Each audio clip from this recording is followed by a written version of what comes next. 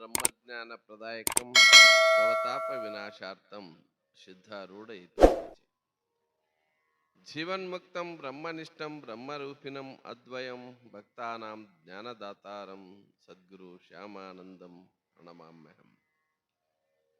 ಆರಾಧ್ಯ ದೇವತೆ ಪರಶಿವನ ಅಪರ ಅವತಾರಿ, ಜಾತಿ ಮತ ಪಂಥ ವರ್ಣ ಆಶ್ರಮಗಳ ಪರಿಧಿಯನ್ನು ಮೀರಿ ನಿಂತು ಸಹಜ ಜಗದ್ಗುರು ಎಂದೆನಿಸಿ ನಡೆದು ತೋರಿದ ವಿಶ್ವಯೋಗಿ, ಸಕಲ ಮತೋದ್ಧಾರಕ, ಸರ್ವಧರ್ಮಗಳ ಸಮನ್ವಯಾಚಾರ್ಯ, ಅದ್ವೈತ ಸಾಮ್ರಾಜ್ಯದ ಸಾಮ್ರಾಟ, ಜಗದ್ವಂದ್ಯ ಜಗತ್ಪೂಜ್ಯನೀಯರಾದ ಜಗದ್ಗುರು ಸಿದ್ಧಾರೂಢ ಯತೀಶ್ವರನ ಪವಿತ್ರವಾದ ಶ್ರೀಚರಣಗಳಲ್ಲಿ ಅನಂತ ಕೋಟಿ ಪ್ರಣಾಮಗಳನ್ನು ಭಕ್ತಿನ ಸಮರ್ಪಿಸಿ, ತತ್ಸ್ವರೂಪರೇ ಆದ ಮಹಾಮೌನ ಯೋಗಿ, ಸ್ಥಿತಪ್ರಜ್ಞ ಮಹಾತ್ಮ ಜಗದ್ಗುರು ಗುರುನಾಥಾರೂಢರ ಪವಿತ್ರವಾದ ಶ್ರೀಚರಣಗಳಲ್ಲಿ ಅನಂತ ಕೋಟಿ ಪ್ರಣಾಮಗಳನ್ನು ಭಕ್ತಿನ ಸಮರ್ಪಿಸಿ, ಇವತ್ತಿನ ಈ ಕಾರ್ಯಕ್ರಮಕ್ಕೆ ಕಾರಣೀಭೂತರಾಗಿರ್ತಕ್ಕಂಥ ಪರಮ ಪೂಜ್ಯರಾದ ಶ್ರೋತ್ರಿಯ ಬ್ರಹ್ಮನಿಷ್ಠ ಸದ್ಗುರು ಷಣ್ಮುಖಾನಂದ ಅಜ್ಜನವರ ಶ್ರೀಚರಣಗಳಲ್ಲಿಯೂ, ತತ್ಸ್ವರೂಪರೇ ಆಗಿರ್ತಕ್ಕಂಥ ಪರಮ ಪೂಜ್ಯ ಶ್ರೋತ್ರಿಯ ಬ್ರಹ್ಮನಿಷ್ಠ ಸದ್ಗುರು ಶಾಂತಾನಂದ ಅಜ್ಜನವರ ಶ್ರೀಚರಣಗಳಲ್ಲಿಯೂ ಕೂಡ ಅನಂತ ಪ್ರಣಾಮಗಳನ್ನು ಭಕ್ತಿನ ಸಮರ್ಪಿಸಿ, ಇವತ್ತಿನ ಈ ಕಾರ್ಯಕ್ರಮದ ದಿವ್ಯ ಸನ್ನಿಧಾನವನ್ನು ವಹಿಸಿಕೊಂಡಿರುವ ಆರೂಢ ಪರಂಪರೆಯ ಹಿರಿಯ ಪೂಜ್ಯರು,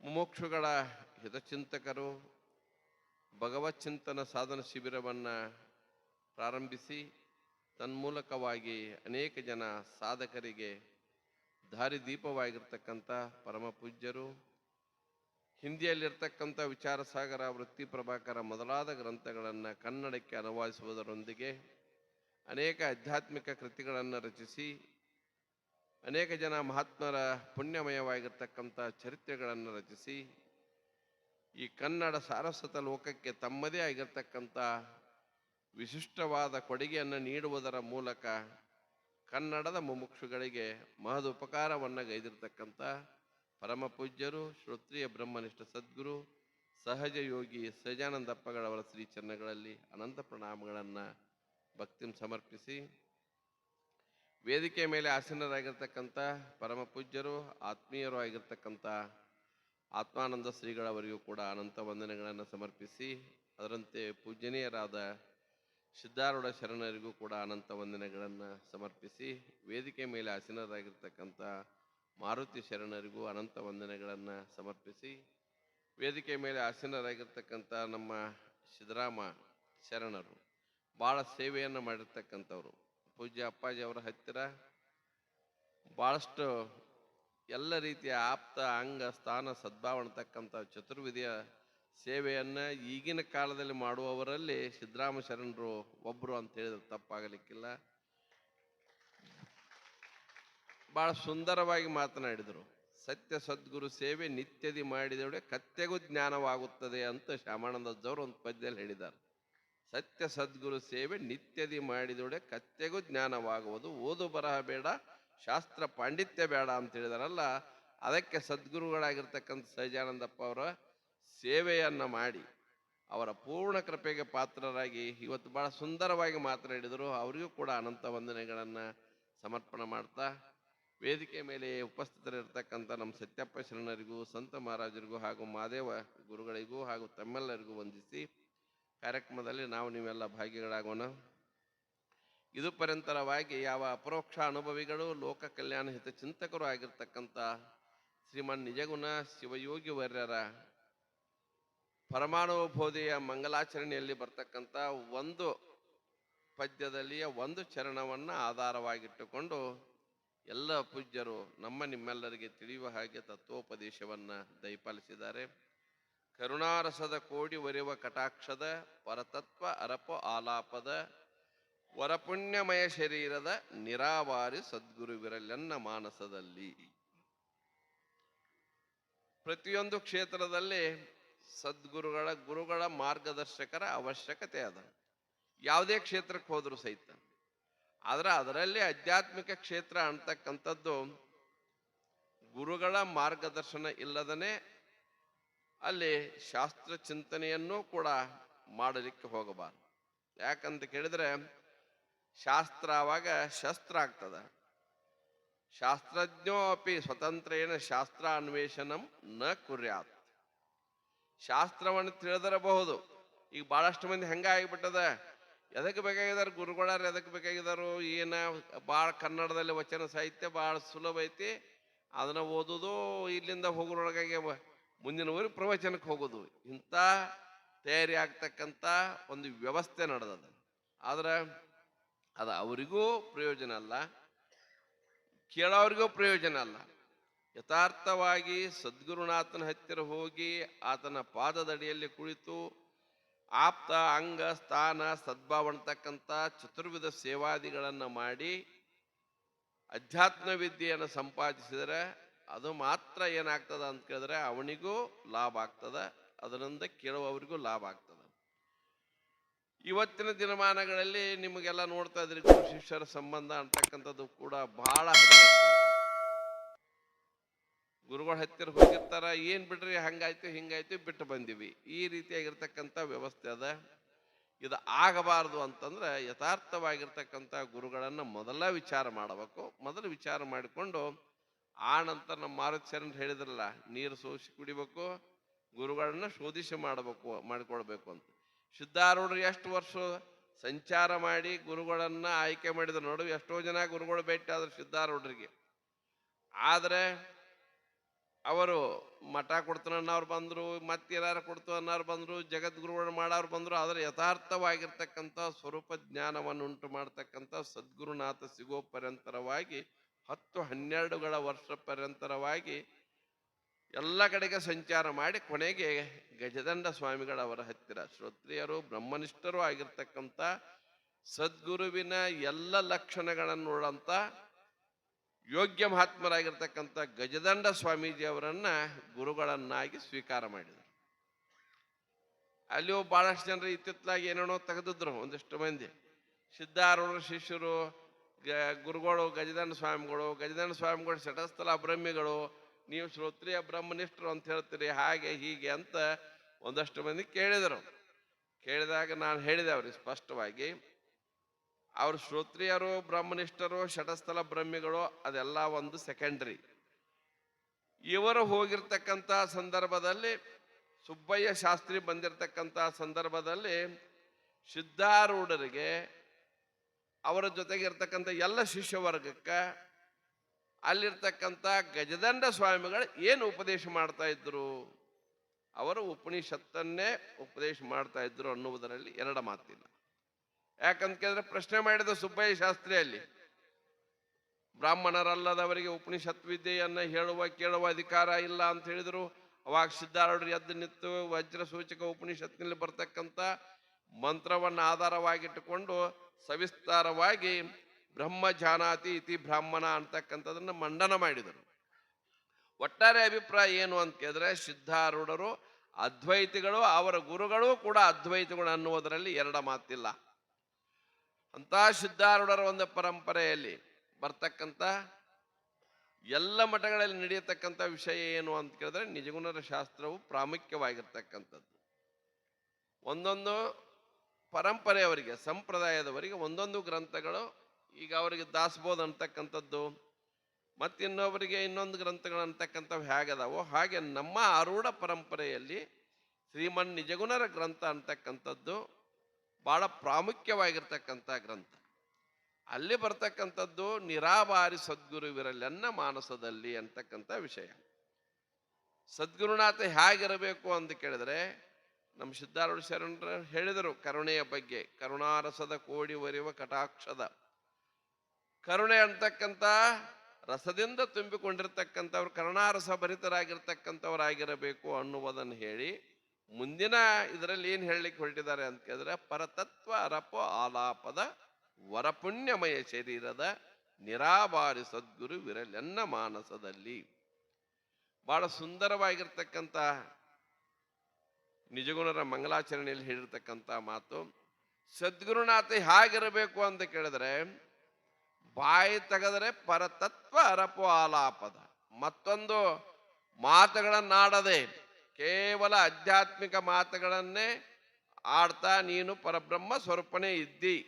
ಪರತತ್ವವನ್ನ ಕುರಿತು, ಪರತತ್ವ ಅಂತಂದ್ರೆ ಪರಬ್ರಹ್ಮ ಸ್ವರೂಪವನ್ನೇ ಕುರಿತು ಬೋಧ ಮಾಡುವವರಿಗೆ ಸದ್ಗುರುಗಳಂತ ಕರೀತಾರೆ. ಉಳಿದವರಿಗೆಲ್ಲ ಸದ್ಗುರುಗಳ ಅಂತ ಕರೆದಿಲ್ಲ. ಗುರುಗಳಾಗತಕ್ಕಂಥವರಲ್ಲಿ ಮುಖ್ಯವಾಗಿರ್ತಕ್ಕಂಥದ್ದು ಏನಿರಬೇಕು ಅಂತ ಕೇಳಿದ್ರೆ ಶ್ರೋತ್ರಿಯತ್ವ ಬ್ರಹ್ಮನಿಷ್ಠತ್ವ. ಶ್ರೋತ್ರಿಯ ಬ್ರಹ್ಮನಿಷ್ಠ ಸ ಏವ ಗುರುಹು. ಗುರು ಪದಕ್ಕೆ ಯೋಗ್ಯ ಯಾರು ಅಂತ ಕೇಳಿದ್ರೆ ಶ್ರೋತ್ರಿಯತ್ವ ಇರಬೇಕು, ಬ್ರಹ್ಮನಿಷ್ಠತ್ವ ಇರಬೇಕು. ಶ್ರೋತ್ರಿಯತ್ವ ಅಂತಂದ್ರೆ ಎಲ್ಲ ಶಾಸ್ತ್ರಗಳನ್ನ ಬಲ್ಲವರಾಗಿರಬೇಕು. ಶಿಷ್ಯನಿಗೆ ಬಂದಿರತಕ್ಕಂಥ ಸಂಶಯಾದಿಗಳು ಮತ್ತೊಮ್ಮೆ ಉತ್ಪತ್ತಿ ಆಗಬಾರದು, ಆ ರೀತಿಯಲ್ಲಿ ಅವರಿಗೆ ಬೋಧ ಮಾಡತಕ್ಕಂಥವರಾಗಿರಬೇಕು. ವಿಧಿವತ್ತದಿತ ವೇದಾಂತ ನಿಷ್ಠಾಪರನಾಗಿ ಶರಣಾಗತರಾದ ಶಿಷ್ಯಂಗೆ ಮರಳಿ ಸಂಶಯ ವಂಕುರುಷದಂತೆ ತತ್ವೋಪದೇಶವಂ ಗೈದು ಅಜ್ಞಾನವಂ ಪರಿಹರಿಸುವವನೇ ಸೇವೆ ಗುರುವಕ್ಕು ಅಂತ ಶ್ರೀಮನ್ ನಿಜಗುಣ ಶಿವಯೋಗಿಗಳು ಬಹಳ ಸ್ಪಷ್ಟವಾಗಿ ಬರ್ಕೊಂಡ್ ಬಂದಿದ್ದಾರೆ. ಹೇಗಿರಬೇಕು ಅಂತ ಕೇಳಿದ್ರೆ ವೇದಾಂತ ನಿಷ್ಠಾಪರನಾಗಿರಬೇಕು. ವೇದಾಂತದಲ್ಲಿ ಆತನು ನಿಷ್ಠೆಯುಳ್ಳವನಾಗಿರಬೇಕು ಮೊದಲ. ಈ ಕಡೆ ಅದು ಇಲ್ಲ, ಈ ಕಡೆ ಇದು ಇಲ್ಲ, ಈ ರೀತಿಯಾಗಿ ಅಲ್ಲ. ವೇದಾಂತ ನಿಷ್ಠಾಪರನಾಗಿ. ಯಾಕೆ ವೇದಾಂತದಲ್ಲಿ ನಿಷ್ಠೆ ಉಳ್ಳವರಾಗಿರಬೇಕು ಅಂತ ಕೇಳಿದ್ರೆ ಅನುಭವದ ತಳಹದಿಯ ಮೇಲೆ ನಿಂತಿರ್ತಕ್ಕಂಥ ಏಕೈಕ ಶಾಸ್ತ್ರ ಅಂದ್ರೆ ಅದು ಅದ್ವೈತ ವೇದಾಂತ ಶಾಸ್ತ್ರ. ಉಳಿದೆಲ್ಲ ಶಾಸ್ತ್ರಗಳಿಗೂ ಅದ್ವೈತ ವೇದಾಂತ ಶಾಸ್ತ್ರಕ್ಕೂ ವ್ಯತ್ಯಾಸ ಏನು ಅಂತ ಕೇಳಿದ್ರೆ ಕರ್ಮಶಾಸ್ತ್ರೇ ಕುತೋ ಜ್ಞಾನಂ ತರ್ಕೆ ನೈವಾಸ್ತಿ ನಿಶ್ಚಯ ಸಾಂಖ್ಯಯೋಗೋ ದ್ವಿಧಾಪನ್ನೌ ಶಾಬ್ದಿಕ ಶಬ್ದ ತತ್ಪರ ಅನ್ಯಪಾಕಂಡಿನ ಜ್ಞಾನ ವಾರ್ತಾಸು ದುರ್ಬಲ ವೇದಾಂತ ವಿಜ್ಞಾನಂ ಏಕಂ ಸ್ವಾನುಭೂತ್ಯ ವಿರಾಜತೆ. ವೇದಾಂತ ಅಂತಂದ್ರೆ ಯಾರೋ ಎಲ್ಲೋ ಕೂತ್ಕೊಂಡು ಕಲ್ಪಿಸಿ ಬರೆದಿರ್ತಕ್ಕಂಥ ಸಾಹಿತ್ಯ ಅಲ್ಲ. ಸರ್ವರ ಅನುಭವದ ತಳಹದಿಯ ಮೇಲೆ ನಿಂತಿರ್ತಕ್ಕಂಥ ಏಕೈಕ ಗ್ರಂಥ, ಏಕೈಕ ಶಾಸ್ತ್ರ ಅಂದ್ರೆ ಅದು ಅದ್ವೈತ ವೇದಾಂತ ಶಾಸ್ತ್ರ. ಅದರಲ್ಲಿ ನಿಷ್ಠೆ ಉಳ್ಳವನಾಗಿರಬೇಕು ಸದ್ಗುರುನಾಥ. ನಿಷ್ಠೆಯುಳ್ಳವನಾಗಿ ಶರಣಾಗತನಾದ ಶಿಷ್ಯಂಗೆ ಮರಳಿ ಸಂಶಯ ವಂಕುರಿಸದಂತೆ, ಮತ್ತೊಮ್ಮೆ ಸಂಶಯ ಬಂದಿರಬಾರ್ದು, ಆ ರೀತಿಯಲ್ಲಿ ತತ್ವೋಪದೇಶವಂ ಗೈದು ಅವನ ಅಜ್ಞಾನವನ್ನ ಪರಿಹರಿಸತಕ್ಕಂಥ ಸಾಮರ್ಥ್ಯವುಳ್ಳವನಾಗಿದ್ದ ಅಂದ್ರೆ ಅವನಿಗೆ ಸದ್ಗುರುನಾಥ ಅಂತಾರ. ಅವನೇ ಪರತತ್ವ ಅರಪೋ ಆಲಾಪದ ಸದ್ಗುರುನಾಥ. ಶಿಷ್ಯನಾಗಿರ್ತಕ್ಕಂಥವನು ಹಂಗೆ ಇರಬೇಕು. ಯಾಕಂತ ಕೇಳಿದ್ರೆ ಗುರುಗಳು ಅಷ್ಟ ಹಂಗಿದ್ರೆ ನಡೆಯೋದಿಲ್ಲ. ಶಿಷ್ಯನಾಗಿರ್ತಕ್ಕಂಥವನು ಕೂಡ ಹೇಗಿರಬೇಕು ಅಂತ ಕೇಳಿದ್ರೆ ಸದ್ಗುರುನಾಥ ಬೋಧೆ ಮಾಡಿರ್ತಕ್ಕಂಥದನ್ನ ತಿಳಿಯುವಂತ ಸಾಮರ್ಥ್ಯ ಉಳ್ಳವನಾಗಿರ್ಬೇಕು. ಅರ್ಥಾತ್ ಸಾಧನ ಚತುಷ್ಟಯ ಸಂಪನ್ನನಾಗಿರಬೇಕು. ಆಗ ಅವನು ಕೂಡ ಏನು ಕೇಳಬೇಕು ಅಂತ ಕೇಳಿದ್ರೆ ಅಲ್ಲಿ ಹೋಗಿ ಸದ್ಗುರುನಾಥನ ಹತ್ತಿರ ಹೋಗಿ ಫಲ ಮಣಿ ಬೆಳಿವಾಳ್ತು ಎಮ್ಮೆ ಹಿಂಡವಾಳ್ತು ಇಂಥವು ಯಾವುದು ಕೇಳಬಾರ್ದು. ಮತ್ ಏನು ಕೇಳಬೇಕು ಅಂತ ಕೇಳಿದ್ರೆ ಶ್ರೀ ಗುರುವಿಗೆ ಶಿಷ್ಯನು ಪೊಡಮಟ್ಟು ರಾಗಮ್ಮಿಗೆ ಭಕ್ತಿಯೋಳಳವಟ್ಟು ತನ್ನ ನಿಜ ಸ್ಥಿತಿ ತಾನೇನೆಂದು ಮುನ್ನಿನ ಪರಿಭವ ಎಂತೈತೆಂದು ಇನ್ನಿದು ಪರಿ ಉಪಾಯಮಿದೆಂದು ನನ್ನಿಯ ನನಗೀಗಳೆ ಪೇಳೆಂದು ಬೆನ್ನೈಸಿದೊಡೆ ಗುರುತ್ತಮನಂದು ಮನ್ನಿಸಿದನು ಶಿಷ್ಯ ನೋಡಿಂತೆಂದು ಕೇಳಲೆ ವಾಸಿಷ್ಠಾದಿಗಳಲ್ಲಿ ಪೇಳಿದ ತತ್ವಾರ್ಥವನೆಂದಿಲ್ಲಿ ನಿನಗರಪುವೆ ನಾನಿ ಗೀತೆಯಳು ತನುಜನೆ ಕೇಳೈ ತಿಳಿದು ಒಲವಿನೋಳು ಅಂತ ಗುರುಗಳು ಹೇಳಲಿಕ್ಕೆ ಪ್ರಾರಂಭ ಮಾಡಿದ್ರು. ಗುರುಗಳು ಹತ್ತಿರ ಹೋಗಿ ಏನು ಕೇಳಬೇಕು ಅಂತಂದ್ರೆ ನನ್ನ ನಿಜ ಸ್ಥಿತಿ ಯಾವುದು. ಯಾಕಂತ ಕೇಳಿದ್ರೆ ಕೆಲವರು ದೇಹವೇ ಆತ್ಮ ಅನ್ನುವವರದಾರ, ಇಂದ್ರಿಯಾದಿಗಳ ಆತ್ಮ ಅನ್ನುವವರದಾರ, ಇನ್ಯಾವ್ಯಾವ್ದಕ್ಕೂ ಆತ್ಮ ಅನ್ನುವವರದಾರ. ಇವೆಲ್ಲವನ್ನು ಮೀರಿ ನನ್ನ ಯಥಾರ್ಥವಾದ ಸ್ವರೂಪ ಯಾವುದು, ನನಗೆ ಈ ಭವಬಂಧನ ಜನನ ಮರಣಾತ್ಮಕವಾಗಿರ್ತಕ್ಕಂಥ ಭವಬಂಧನ ಯಾಕೆ ಬಂತು, ಇನ್ನಿದು ಪರಿ ಉಪಾಯವೇನು, ಇನ್ನಿದ್ರಿಂದ ಪಾರಾಗ್ತಕ್ಕಂಥ ಉಪಾಯ ಏನು ಅಂತ ಈ ಮೂರ ಪ್ರಶ್ನೆಗಳನ್ನ ಕೇಳಬೇಕು. ಅವನಿಗೇನೆ ಏನಂತಾರ ಅಂದ್ರೆ ಶಿಷ್ಯ ಅಂತಾರ. ಆ ಕೇಳಿರ್ತಕ್ಕಂತಹ ಪ್ರಶ್ನೆಗೆ ಸುಜನ ಶಿರೋಮಣಿ ಶಿಷ್ಯನೇ ನಿನ್ನ ನಿಜ ಊಹಿಸಬಾರದು ಸಂಪನ್ನ, ಅದು ವಚನಕ್ಕೆ ಗೋಚರ ಮಲ್ಲೆಂದು, ಅದು ಮಾನಸಕ್ಕೆ ವಿಷಯ ಮಲ್ಲೆಂದು ಪೇಳುತ್ತಂ ಮತ್ತೊಂದನುವಿಂದ ಕೇಳುಪದೇಶಿಸಬೇಕದರಿಂದ ಸತ್ಯಂ ಜ್ಞಾನಂ ಸುಖಾತ್ಮಕನೆಂದು ನಿತ್ಯಂ ಪರಿಪೂರ್ಣಂ ತಾನೆಂದು ದೃಶ್ಯ ವಿಲಕ್ಷಣದಿಂ ಕುರುಹಿಟ್ಟು ಅದು ಮಾನಸಿಕ ವಿಷಯವೆಂದು ಜಾನಿಸಿ ಪೇಳಿತು ಶ್ರುತಿಗಳ ಮೊತ್ತ. ಈ ರೀತಿಯಾಗಿ ಪ್ರಶ್ನೆಯನ್ನ ಮಾಡಿರ್ತಕ್ಕಂಥ ಶಿಷ್ಯನಿಗೆ ಉತ್ತರ ಏನು ಅಂತ ಕೇಳಿದ್ರೆ, ಸುಜನ ಶಿರೋಮಣಿ ಶಿಷ್ಯನೇ ನಿನ್ನ ನಿಜ ಊಹಿಸಬಾರದು ಸಂಪನ್ನ. ಇದೇ ಪರತತ್ವ ಅರಪೋ ಆಲಾಪ. ಪರತತ್ವ ಅಂತಂದ್ರೆ ಏನೈತಿ ಆಮಲ್ ಅಂತಲ್ಲ, ಇದನ್ನೇ ನಮ್ಮ ಯಥಾರ್ಥವಾದ ಸ್ವರೂಪವನ್ನ ತಿಳಿಸಿಕೊಡ್ತಕ್ಕಂಥ ಮಾತುಗಳಿಗೆ ಪರತತ್ವ ಅರಪೋ ಆಲಾಪದ ಇವುಗಳಿಗೆ ಪರತತ್ವ ಅಂತ ಕರೀತಿದ್ದಾರೆ. ಇವುಗಳನ್ನ ತಿಳಿಸಿಕೊಡ್ತಕ್ಕಂಥ ಸದ್ಗುರುನಾಥ. ಇವುಗಳನ್ನ ಬಿಟ್ಟ ಬೇರೆ ಏನಾರ ಹೇಳುವಂಥವ್ರಂತೂ ಬಹಳ ಜನ ಬಿಟ್ಟಿದ್ದಾರೆ. ಈಗಂತೂ ಹಿಂಗಾಗಿಬಿಟ್ಟದ. ಗುರುಗಳು ಎಲ್ಲಾ ಕಡೆ ಮೊದಲ ಗುರುಗಳನ್ನ ಹುಡ್ಕೊಂಡು ಶಿಷ್ಯರು ಹೋಗ್ತಿದ್ರು. ಈಗ ಶಿಷ್ಯರನ್ನ ಮಾಡಿಸ್ಕೊಳಕ ಗುರುಗಳು ಅಡ್ಡಾಡಕತ್ತಾರ. ಯಾರ ಒಬ್ರು ಪರಿಚಯ ಆದ್ರೆ ನಮ್ಗಡೆ ಶಿಷ್ಯರು ಮಾಡ್ತಾರೇನ್ರಿ ಊರಾಗ? ನನಗೊಬ್ರು ಕೇಳಿದ್ರ, ನಮ್ಮೂರಾಗ ಶಿಷ್ಯರಾಗವ್ರಿಲ್ಲ, ಎಲ್ಲಾ ಗುರುಗಳಾಗ್ಯಾರ ಹೋಗ್ರಿ ಅಂತ ಹೇಳಿದ್ದೆ. ಇಂಥ ಪರಿಸ್ಥಿತಿ ಆಗ್ಯದ. ಸಿದ್ಧಾರೂಢರನ್ನ ಕೇಳಿದ್ರಂತ ವಿವೇಕಾನಂದರು ಹೊರದೇಶಕ್ಕೆ ಹೋಗೋಕ್ಕಿಂತ ಪೂರ್ವದಲ್ಲಿ ಸಿದ್ಧಾರೂಢರ ಹತ್ತಿರ ಬಂದು ಸಿದ್ಧಾರೂಢರ ಆಶೀರ್ವಾದವನ್ನ ಪಡೆದುಕೊಂಡು ಪರದೇಶಕ್ಕೆ ಹೋದ್ರು ಅನ್ನುವುದನ್ನು ನಾವೆಲ್ಲ ಗಮನಿಸಬೇಕು. ಸಿದ್ಧಾರೂಢರ ವ್ಯಕ್ತಿತ್ವ ಹೆಂಗಿತ್ತು ಅಂತ. ಸಿದ್ಧಾರೂಢರೊಂದು ಮಾತು ಕೇಳಿದ್ರಂತ, ನೀವು ಇಷ್ಟೊಂದು ಅಗಾಧವಾಗಿರ್ತಕ್ಕಂಥ ಜ್ಞಾನಿಗಳು, ನೀವು ಒಂದೇ ಸ್ಥಳದಲ್ಲಿ ಯಾಕೆ ಕುಂತಿದ್ರಿ? ನಾನು ಹೆಂಗೆ ಎಲ್ಲಾ ಕಡೆಗೆ ತಿರ್ಗಾಕತ್ತಿದ್ದೀನಿ, ನೀವು ಹಂಗೆ ತಿರುಗ್ರಿ ಅಂತ ಸಿದ್ಧಾರೂಢರನ್ನ ಕುರಿತು ಸ್ವಾಮಿ ವಿವೇಕಾನಂದರು ಕೇಳಿದ್ರಂತ.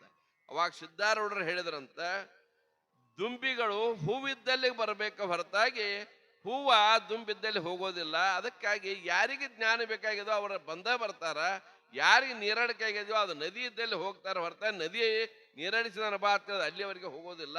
ಅದಕ್ಕಾಗಿ ಬರುವವರು ಇಲ್ಲಿ ಬರ್ತಾರೋ ಅಂತಕ್ಕಂಥ ಮಾತನ್ನು ಹೇಳಿದ್ರು.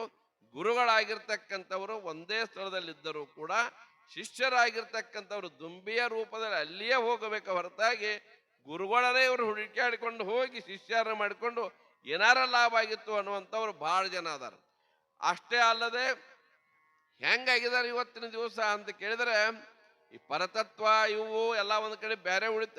ಇದು ಒಂದು ನಮ್ನಿ, ಇದೊಂದು ವಚನ ಬಾಯಾಟ್ ಮಾಡು, ಇದೊಂದು ಶ್ಲೋಕ ಬಾಯಾಟ್ ಮಾಡು, ಯಾವ ಶಾಸ್ತ್ರ ಅದಕ್ಕೆ ಬೇಕಾಗಿತ್ತು? ಇದಕ್ಕಿಂತ ಹೆಚ್ಚಿಂದ ಏನೂ ಇಲ್ಲ. ಇದೇ ದೊಡ್ಡದ ಇಟ್ಟು ಮಾಡಿ ಅನ್ನುವಂಥವ್ರು ಬಹಳ ಜನ ಅದಾರ. ಹಿಂಗ ಮಾಡಿದವ್ರ ಅಪ್ಪಗೂ ಜ್ಞಾನ ಆಗೋದಿಲ್ಲ, ಕೇಳವಂಗೂ ಆಗೋದಿಲ್ಲ, ಹೇಳವಂಗೂ ಆಗೋದಿಲ್ಲ. ಎಲ್ಲಿಯ ಪರ್ಯಂತರವಾಗಿ ಸಂಶಯ ನಿವೃತ್ತಿ ಆಗುವ ಪರ್ಯಂತರವಾಗಿ ನಾವು ಎಲ್ಲಿ ತನಕ ಶ್ರವಣ ಮನನ ನಿಧಿಧ್ಯಾಸನಾದಿಗಳನ್ನು ಮಾಡೋದಿಲ್ಲವೋ ಅಲ್ಲಿ ತನಕ ಅವ್ರ ಅಪ್ಪಗೂ ಜ್ಞಾನ ಆಗೋದಿಲ್ಲ, ಹೇಳವಂಗೂ ಆಗೋದಿಲ್ಲ, ಕೇಳವಂಗೂ ಆಗೋದಿಲ್ಲ. ಅವಿದ್ಯಾಯಾಮ್ ಅಂತರೇ ವರ್ತಮಾನ ಸ್ವಯಂ ಧೀರ ಪಂಡಿತ ಮನ್ಯಮಾನ ಜಂಗನ್ಯಮಾನ ಪರ್ಯಂತಿ ಮೂಢ ಯಥಾ ಅಂದನ್ನೇವ ನಿಯಮಾನ ಅಂದಹ ಅಂತ ಉಪನಿಷತ್ ಹೇಳ್ತದ.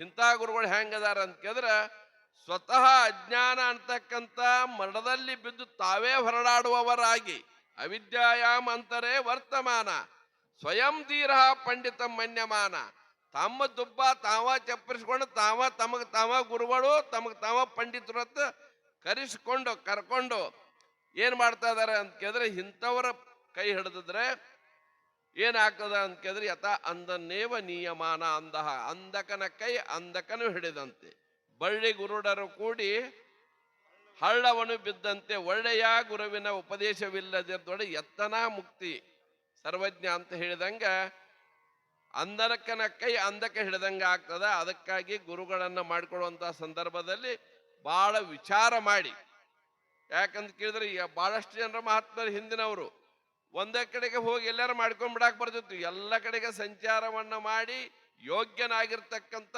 ನಮ್ಮ ಸ್ವರೂಪ ಜ್ಞಾನವನ್ನು ಉಂಟು ಮಾಡಿಕೊಡ್ತಕ್ಕಂಥ, ನಮ್ಮ ಅಜ್ಞಾನವನ್ನ ನಿವೃತ್ತಿ ಮಾಡಿಕೊಡ್ತಕ್ಕಂಥ ಇವನೇ ಸದ್ಗುರು ಅಂತ ಮನಗಂಡಾಗ ಸ್ವತಃ ನಮ್ಮ ಶ್ಯಾಮಾನಂದ ಅವ್ರು ಹೇಳ್ತಿದ್ರು, ನಮ್ಮ ಅಪ್ಪನಲ್ಲಿ ಸಿದ್ಧಾರೂಢನಲ್ಲಿ ಎಲ್ಲಾ ಸದ್ಗುರುನಾಥನಲ್ಲಿ ಇರ್ತಕ್ಕಂಥ ಎಲ್ಲ ಸದ್ಗುಣಗಳು ಆತನಲ್ಲಿ ಇದ್ದುವು, ಎಲ್ಲ ಲಕ್ಷಣಗಳು ಅವನಲ್ಲಿ ಇದ್ದು ಅಂತ ತಿಳಿದ ತಲಿಬಾಗಿ ಹೊರತಾಗಿ ಬೇರೆ ಅದಕ್ಕೂ ತಲಿಬಾಗಿಲ್ಲ ಅಂತ ಹೇಳ್ತಿದ್ರು.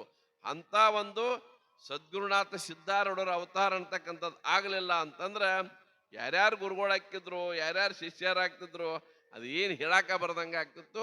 ಈ ಸಿದ್ಧಾರೂಢರ ಅವತಾರ ಆದ ನಂತರ ಹೆಂಗ ಒಂದು ವ್ಯವಸ್ಥೆ ನಿರ್ಮಾಣ ಆಯ್ತು ಅಂತ ಕೇಳಿದ್ರೆ, ವೇದಾಂತ ಪರಿಷತ್ ಅಂತಕ್ಕಂಥದ್ದು, ನಿಜಗುಣರ ಶಾಸ್ತ್ರಗಳಂತಕ್ಕಂಥದ್ದು, ಅದ್ವೈತ ವೇದಾಂತ ಅಂತಕ್ಕಂಥದ್ದು ಇದ್ದದ್ದನ್ನ ಇದ್ದಂಗೆ ಹೇಳವ.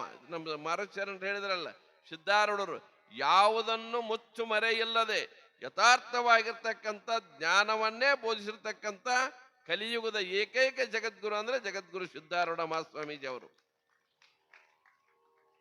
ಸಿದ್ಧಾರೂಢರ ಅವತಾರ ಆಗೋಕ್ಕಿಂತ ಪೂರ್ವದಲ್ಲಿ ಈ ಬ್ರಹ್ಮಜ್ಞಾನವನ್ನು ಇಂಥವ್ರಿಗೇನೆ ಹೇಳಬೇಕು, ಇಂಥವ್ರಿಗೆ ಕೇಳಬೇಕು ಅನ್ನೋಂಥ ವ್ಯವಸ್ಥೆ ಇತ್ತು. ಓಂ ನಮಃ ಶಿವಾಯ ಅಂತಕ್ಕಂಥ ಮಹಾಮಂತ್ರವನ್ನ ಎಲ್ಲರೂ ಉಚ್ಚಾರ ಮಾಡತಕ್ಕಂಥ ವ್ಯವಸ್ಥೆ ಇದ್ದಿದ್ದಿಲ್ಲ. ಯಾವಾಗ ಸಿದ್ಧಾರೂಢರ ಅವತಾರ ಮಾಡಿದ್ರಲ್ಲ, ಅವಾಗ ಓಂ ನಮಃ ಶಿವಾಯ ಅಂತಕ್ಕಂಥ ಮಹಾಮಂತ್ರವನ್ನ ಬಹಿರಂಗವಾಗಿ ಹೇಳಿರ್ತಕ್ಕಂಥ ಮೊಟ್ಟ ಮೊದಲನೇ ಜಗದ್ಗುರು ಅಂತಂದ್ರೆ ಜಗದ್ಗುರು ಸಿದ್ಧಾರೂಢ ಮಹಾಸ್ವಾಮೀಜಿ ಅವರು. ಅವ್ರ ಅವತಾರ ಆಗ್ಲಿಲ್ಲ ಅಂದ್ರೆ ಯಾರಿಗೋ ಓಂ ನಮಃ ಶಿವಾಯ ಅನ್ನುವಂತ ಅಧಿಕಾರನೇ ಇದ್ದಿದ್ದಿಲ್ಲ. ಈಗೇನು ಕುಳಿತುಕೊಂಡು ಚಿಂತನೆಯನ್ನು ಮಾಡ್ತಾ ಇದೀವಲ್ಲ, ಆತ್ಮತತ್ವದ ಕುರಿತು ಆಧ್ಯಾತ್ಮಕ ಚಿಂತನೆಯನ್ನು ಮಾಡ್ತಾ ಇದ್ದೀವಲ್ಲ, ಇಂಥ ಮಾಡ್ತಕ್ಕಂಥ ವ್ಯವಸ್ಥೆ ಇದ್ದಿದ್ದಿಲ್ಲ. ಸಿದ್ಧಾರೂಢರ ಅವತಾರ ಆದ ನಂತರ ಇದೆಲ್ಲವೂ ಏನಾಯಿತು ಅಂತ ಕೇಳಿದ್ರೆ, ಜಾತ್ಯಾದಿ ನಿರ್ಬಂಧವಿಲ್ಲದೆ ಸಮಸ್ತ ಮನುಕುಲಕ್ಕೆ ಅಧ್ಯಾತ್ಮ ತತ್ವವನ್ನ ಬೋಧಿಸಿರ್ತಕ್ಕಂಥವ್ರು ಜಗದ್ಗುರು ಸಿದ್ಧಾರೂಢ ಮಹಾಸ್ವಾಮೀಜಿ ಅವರು. ಇವತ್ತು ನಾವು ನೋಡ್ತಾ ಇದ್ದೀವಿ, ಬಹಳಷ್ಟು ಜನರು ಯಾರೋ ಒಂದು ಮನೆಗೆ, ಕೆಳವರ್ಗದವ್ರ ಮನೆಗೆ ಹೋಗಿ ಪ್ರಸಾದ ಮಾಡಿ ಬಂದ್ರ ಅದು ಟಿವಿ ಒಳಗೂ ಪೇಪರ್ದಾಗೂ ಎಲ್ಲೆಲ್ಲೋ ಎಲ್ಲಾ ಕಡೆಗೆ ಬರ್ತದ. ಸಿದ್ಧಾರೂಢರು ಕಾಯಂ ಅವ್ರ ಮನೆಗೆ ಹೋಗ್ತಿದ್ರ, ಆದ್ರೆ ಒಂದು ದಿವಸ ಪ್ರಚಾರ ಪಡಿಲಿಲ್ಲ. ಯಾಕಂತ ಕೇಳಿದ್ರೆ, ಎಲ್ಲಿ ಆಚಾರವಿರ್ತದೆಯೋ ಅಲ್ಲಿ ಪ್ರಚಾರ ಇರೋದಿಲ್ಲ, ಎಲ್ಲಿ ಸಿದ್ಧನಾಗಿರುತ್ತಾನೆಯೋ ಅಲ್ಲಿ ಪ್ರಸಿದ್ಧಿ ಇರೋದಿಲ್ಲ. ಸಿದ್ಧಾರೂಢರು ಸ್ವಯಂ ಸಿದ್ಧರಾಗಿದ್ದರು, ಸ್ವಯಂ ಆಚರಣೆ ಉಳ್ಳವರಾಗಿದ್ದರು. ಶ್ಯಾಮಾನಂದಜ್ಜವರು ಸಿದ್ಧಾರೂಢರ ಕುರಿತು ಹೇಳುವಾಗ ಒಂದು ಮಾತು ಹೇಳ್ತಾರೆ, ನಮ್ಮಪ್ಪ ಕೊನೆವರೆಗೂ ಯಾರಿಗೂ ಲೇ ಅನ್ನುವ ಶಬ್ದ ಪ್ರಯೋಗ ಮಾಡಲಿಲ್ಲ, ಒಂದು ದಿವಸ ಒಂದು ಅಡಿಕೆ ಹೋಳು ಬಾಯಾಗ ಹಾಕಲಿಲ್ಲ. ಇಷ್ಟೊಂದು ಶುದ್ಧವಾಗಿರ್ತಕ್ಕಂಥ ಆಚರಣೆ ನಮ್ಮ ಅಪ್ಪಂದು ಹೊತ್ತ ಶ್ಯಾಮಾನಂದಜ್ಜವ್ರು ಹೇಳ್ತಿದ್ರು. ಅಂತಂದ್ರೆ ಸಿದ್ಧಾರೂಢರಲ್ಲಿ ಒಂದು ಎಂಥ ಒಂದು ವ್ಯಕ್ತಿತ್ವವಿತ್ತು, ಅವರಲ್ಲಿ ಜಾತ್ಯತೀತ ಮನೋಭಾವನೆಯರೇ ಹೆಂಗಿತ್ತು ಅಂತ ಕೇಳಿದ್ರೆ, ಸಿದ್ಧಾರೂಢರು ಮಠದ ವಿಷಯಕವಾಗಿ ಕೋರ್ಟ್ಗೆ ಹೋಗಿರ್ತಕ್ಕಂತಹ ಸಂದರ್ಭದಲ್ಲಿ ಸಿದ್ಧಾರೂಢರು ಎಲ್ಲಿ ಆಸ್ತಿ ಕೂಡದೈತೆ ಅಲ್ಲಿ ಕೋರ್ಟ ಕಚೇರಿ ಚಾಲೋ ಆಗೇ ಬಿಡ್ತಾವ. ಆಸ್ತಿ ಇರಲಿಲ್ಲ ಅಂತಂದ್ರೆ ಅಲ್ಲಿ ಯಾರೂ ಬರಂಗಿಲ್ಲ. ಸಿದ್ಧಾರೂಢ ಮಠದ ಆಸ್ತಿ ಬೆಳೆದ ನಂತರ ಕೋರ್ಟ್ಗೆ ಹೋಗುವಂತ ಸಂದರ್ಭ ಬಂತು. ಕೋರ್ಟ್ಗೆ ಹೋಗಿರ್ತಕ್ಕಂಥ ಸಂದರ್ಭದಲ್ಲಿ ಎದರ ಪಕ್ಷದ ವಕೀಲರು ಸಿದ್ಧಾರೂಢರನ್ನ ಕುರಿತು ಪ್ರಶ್ನೆಯನ್ನು ಮಾಡ್ತಾರೆ. ಸಿದ್ಧಾರೂಢರು ಕೋರ್ಟ್ಗೆ ಹೋಗ್ಲಿಲ್ಲ. ಈಗಿನವರು ಬಹಳಷ್ಟು ಜನ ಸ್ವಾಮೀಜಿ ಅವರು ಕೋರ್ಟ್ಗೆ ಹೋಗಿದಾರ, ಹಿಂದಿನವರು ಕೋರ್ಟ್ಗೆ ಹೋಗಿದಾರ. ಆದ್ರೆ ಕೋರ್ಟೇ ಮಠಕ್ಕೆ ಬಂದಿರತಕ್ಕಂಥ ಏಕೈಕ ಮಠ ಅಂದ್ರೆ ಅದು ಜಗದ್ಗುರು ಸಿದ್ಧಾರೂಢರ ಶ್ರೀಮಠ. ಅದು ಬ್ರಿಟಿಷ್ ಗೌರ್ಮೆಂಟ್ ಇರ್ತಕ್ಕಂಥ ಸಂದರ್ಭದಲ್ಲಿ ಸಿದ್ಧಾರೂಢರ ಮಠಕ್ಕನ ಕೋರ್ಟ್ ಬತ್ತು ಅಂತಂದ್ರೆ ಸಿದ್ಧಾರೂಢರ ಮಹಿಮೆ ಏನು ಅನ್ನುವುದ ಗೊತ್ತಾಗ್ತದೆ. ಆ ಸಂದರ್ಭದಲ್ಲಿ ಎದರ ಪಕ್ಷದ ವಕೀಲರು ಸಿದ್ಧಾರೂಢರನ್ನು ಒಂದು ಪ್ರಶ್ನೆ ಮಾಡ್ತಾರೆ. ಸುತ್ತಿ ಬಳಸಿ ಏನೋ ಬಾಯಿ ಬಿಡಿಸ್ಬೇಕಾಗಿರ್ತೈತೆ ಅವರಿಗೆ. ಕಬೀರದಾಸರ ವಿಷಯಕವಾಗಿ ಪ್ರಶ್ನೆ ಮಾಡ್ತಾರೆ. ನಿಮ್ಮ ಮಠದಲ್ಲಿ ಕಬೀರ ಅನ್ನುವರು ಇದ್ರಲ್ಲ? ಹೌದು ಇದ್ರು. ಅವ್ರು ಎಲ್ಲಿದ್ದಾರೆ ಈಗ? ಅವ್ರು ದೇಹ ಬಿಟ್ಟಿದ್ದಾರೆ. ಇವತ್ತಿಗೂ ನಮಗೆ ಸಿಗ್ತದೆ ಇದೆಲ್ಲ ರೆಕಾರ್ಡ್ಸ್. ಇದೇನು ಕಥೆ ಅಲ್ಲ, ಕಾದಂಬರಿ ಅಲ್ಲ, ಯಾರೋ ಕಲ್ಪಿಸಿ ಬರೆದಿರ್ತಕ್ಕಂಥ ಸಾಹಿತ್ಯನೂ ಅಲ್ಲ. ಅವ್ರ ದೇಹ ಬಿಟ್ಟಿದಾರೋ, ಅವ್ರ ಸಮಾಧಿ ಎಲ್ಲಿ ಆಗ್ಯದ? ನಮ್ಮ ಮಠದ ಹಿಂದಗಡೆ ಆಗ್ಯದ. ಇವೆಲ್ಲ ಬಹಳಷ್ಟು ಪ್ರಶ್ನೆಗಳನ್ನು ಕೇಳಿದ ನಂತರ ಅವರು ಯಾವ ಜಾತಿಗೆ ಸೇರಿದವರು, ಕಬೀರದಾಸರು ಯಾವ ಜಾತಿಗೆ ಸೇರಿದವರು ಅನ್ನುವಂಥ ಪ್ರಶ್ನೆಯನ್ನು ಮಾಡಿದರು. ಅವಾಗ ಬೇರೆ ಯಾರಾದ್ರ ಸ್ವಾಮೀಜಿ ಅವರಾಗಿದ್ರ ಅವರು ಮುಸ್ಲಿಂ ಜಾತಿಗೆ ಸೇರಿದವರ, ಅವ್ರನ್ನ ಶಿಷ್ಯನ ಮಾಡ್ಕೊಂಡು ಅವ್ರಿಗೆ ತತ್ವೋಪದೇಶ ಮಾಡಿದ್ನಿ, ಎಲ್ಲ ಏನೇನೋ ಹೇಳ್ಬೋದಾಗಿತ್ತು. ಸಿದ್ಧಾರೂಢರು ಒಂದೇ ಒಂದು ಮಾತು ಹೇಳಿದ್ರು, ಅವರು ಯಾವ ಜಾತಿಗೆ ಸೇರಿದವರು ಅಂತ ಹೇಳಿದಾಗ ಅವರು ಮನುಷ್ಯ ಜಾತಿಗೆ ಸೇರಿದವರು ಅಂತ ಹೇಳಿದವಂತ ಜಾತ್ಯತೀತ ಜಗದ್ಗುರು ಅಂದ್ರೆ ಜಗದ್ಗುರು ಸಿದ್ಧಾರೂಢ ಸ್ವಾಮೀಜಿ ಅವರು. ಯಾರು ಹೇಳ್ತಾರ್ರಿ? ಅವ್ರ ಜಾತಿಯನ್ನು ಹೇಳ್ಬೋದಾಗಿ ಸಿದ್ಧಾರೂಢರು. ಅವ್ರು ಯಾವ ಜಾತಿ ಅಂದ್ರೆ ಮನುಷ್ಯ ಜಾತಿ. ಎಲ್ಲರನ್ನ ಸಮಾನವಾಗಿ ಕಂಡಿರ್ತಕ್ಕಂಥ ಒಬ್ಬ ಸಮದರ್ಶಿ ಮಹಾತ್ಮ, ಒಬ್ಬ ಸಮದರ್ಶಿ ಸದ್ಗುರುನಾಥ ಈ ಭೂಮಿ ಮೇಲೆ ಆಗಿ ಹೋಗಿದ್ದಾರೆ ಅಂತಂದ್ರೆ ಅವರು ಸಿದ್ಧಾರೂಢರು ಮಾತ್ರ ಅಂತ ನಾವೆಲ್ಲರೂ ಕೈ ತಟ್ಟಿ ಎದಿ ತಟ್ಟಿ ಹೇಳಬೇಕಾಗ್ತದ. ಅಂತ ಒಂದು ಪರಂಪರೆಯಲ್ಲಿ ಬಂದಿರತಕ್ಕಂಥವರು. ನಿರಾಭಾರಿ ಸದ್ಗುರು ಅಂದ್ರೂ ಅವರೇ, ಪರತತ್ವ ಅರಪು ಆಲಾಪದ ಸದ್ಗುರು ಅಂದ್ರು ಅವರೇ, ಕರುಣಾಸಲಸದ ಕೋಡಿ ಬರುವ ಸದ್ಗುರು ಅಂದ್ರೂ ಎಲ್ಲ ಲಕ್ಷಣಗಳನ್ನು ನೋಡ್ಬೇಕು ಅಂತ ಕೇಳಿದ್ರೆ ಜಗದ್ಗುರು ಸಿದ್ಧಾರೂಢರನ್ನ ನೋಡಿದ್ರೆ ಸಾಕ, ಅಲ್ಲೇ ಎಲ್ಲವೂ ನಮಗೆ ದೊರೀತದ ಅಂತಕ್ಕಂಥದ್ರಲ್ಲಿ ಎರಡು ಮಾತಿಲ್ಲ. ಒಂದು ಸಾರಿ ನಾವು ಸದ್ಗುರುನಾಥನ ಹತ್ತಿರ ಹೋಗಿ ಶರಣಾಗತರಾದ್ರೆ ನಮ್ಮ ಭಾವನೆ ಹೇಗಿರಬೇಕು ಅಂತ ಕೇಳಿದ್ರೆ, ಮಾರುತಿ ಹೇಳಿದಾಗ ಮೊದಲ ಪರೀಕ್ಷೆ ಮಾಡ್ರಿ, ನೀವು ಬೇಡಲ್ಲ, ಪರೀಕ್ಷೆ ಮಾಡಿ ಒಂದು ಸರಿ ಶರಣಾಗತರಾದ್ರೆ ಹೆಂಗಿರಬೇಕು ನಮ್ಮ ಭಾವನೆ ಅಂತ ಕೇಳಿದ್ರೆ, ಶಿವಯೇವ ಗುರು ಸಾಕ್ಷಾತ್ ಗುರುರೇವ ಶಿವ ಸ್ವಯಂ ಉಭಯೋರಂತರಂ ನ ಕಿಂಚಿತ್ ದ್ರಷ್ಟವ್ಯಂ ಮುಮುಕ್ಷುಭಿ. ಶಿವನೇ ಗುರು ಸ್ವರೂಪನಿದ್ದಾನೆ, ಗುರುವೇ ಶಿವನ ಸ್ವರೂಪನಿದ್ದಾನೆ. ಉಭಯೋರಂತರಂ ನ ಕಿಂಚಿತ್ ದ್ರಷ್ಟವ್ಯಂ. ಇಬ್ಬರ ಮಧ್ಯದಲ್ಲಿ ಒಂದಿಷ್ಟು ಅಂತರವನ್ನು ನೋಡಬಾರದು.